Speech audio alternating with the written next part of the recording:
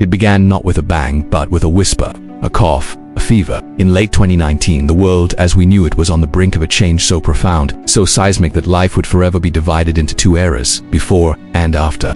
An invisible enemy was gathering its strength in the shadows, preparing to bring nations to their knees, silence the world's busiest cities, and remind 7 billion people of their shared vulnerability. This is the story of a virus that stopped the world, the story of loss, of resilience, and of a battle for our future. This is the story of COVID-19. Our story begins in Wuhan, a bustling metropolis of over 11 million people in central China. In December 2019, doctors started noticing a cluster of unusual pneumonia cases. Patients were struggling to breathe, their lungs under attack from an unknown pathogen. The source seemed to point to the Wuhan seafood wholesale market, a sprawling, crowded place where live wild animals were sold alongside seafood. Scientists theorized that a novel coronavirus, likely originating in bats, had made a terrifying leap. Through an intermediate animal, it mutated, gaining the ability to infect humans.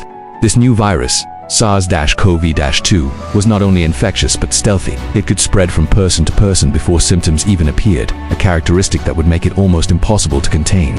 January 2020, the Lunar New Year, a time of mass travel in China, was approaching. Millions were on the move, unknowingly carrying the virus with them.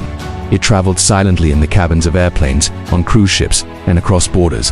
First Thailand, then Japan, South Korea, and the United States reported their initial cases. The world watched with growing unease, but the full scale of the threat was not yet understood. By the end of the month, Wuhan was placed under a strict lockdown, an unprecedented move. But it was too late. The spark had already jumped the fence. On March 11, 2020, the World Health Organization made the declaration that would echo across the globe. COVID-19 was officially a pandemic. So, what was this invisible enemy? Coronaviruses are a large family of viruses, named for the crown-like spikes on their surface. SARS-CoV-2 used these spikes like a key to unlock and invade our cells, particularly those in the respiratory tract.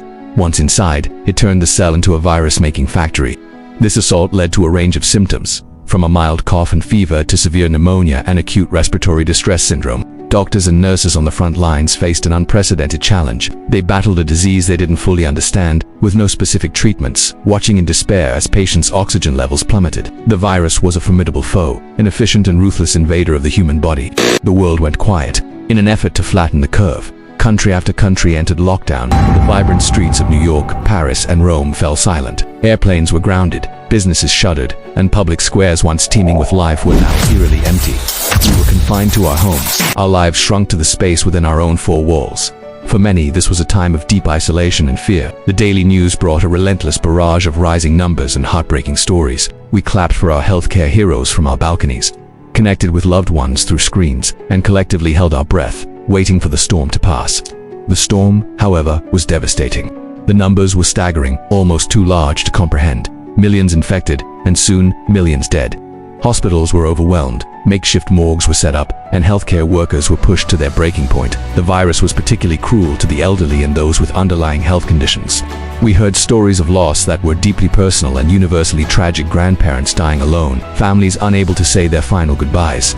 But amid the darkness, there were also stories of survival, of the sheer will to live, and of the incredible courage shown by frontline workers who risked their own lives to save others. The economic fallout was catastrophic. The Great Lockdown triggered the worst global recession since the Great Depression. Supply chains broke, markets crashed, and millions lost their jobs overnight. Industries like travel, hospitality, and entertainment were decimated. Small businesses, the lifeblood of many communities, were forced to close their doors for good.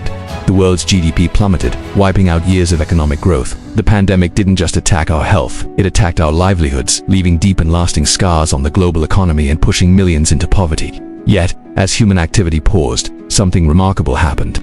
Nature began to breathe again. With factories shut and cars off the roads, pollution levels dropped dramatically. The skies over industrial cities cleared, and the water in canals and rivers ran clean. Wildlife ventured into deserted urban spaces, a strange and beautiful sight. This temporary reprieve was a stark reminder of our impact on the planet.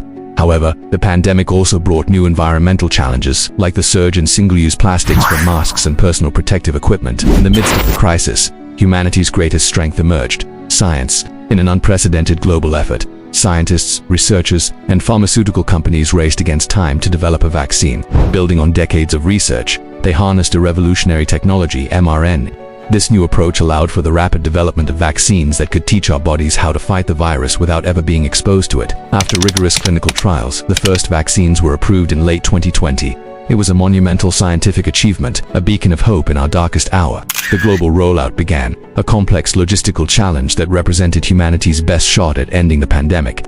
Slowly, painstakingly, the world began to heal. As vaccination rates climbed, combined with natural immunity and continued public health measures, the tide began to turn.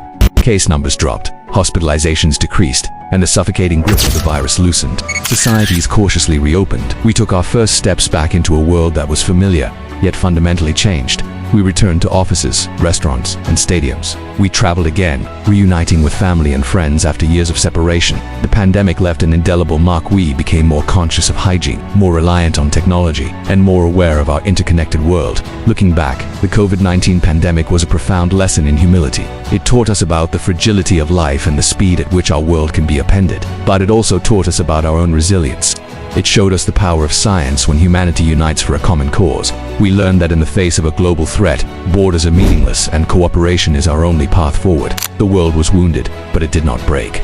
We grieved, we adapted, and we rebuilt. The story of COVID-19 is a solemn chapter in human history, but it is also a testament to our enduring capacity for hope, innovation, and survival. We remembered what it meant to be human, together. Thank you for watching. If this story moved you, please consider subscribing for more deep dives into the events that shape our world.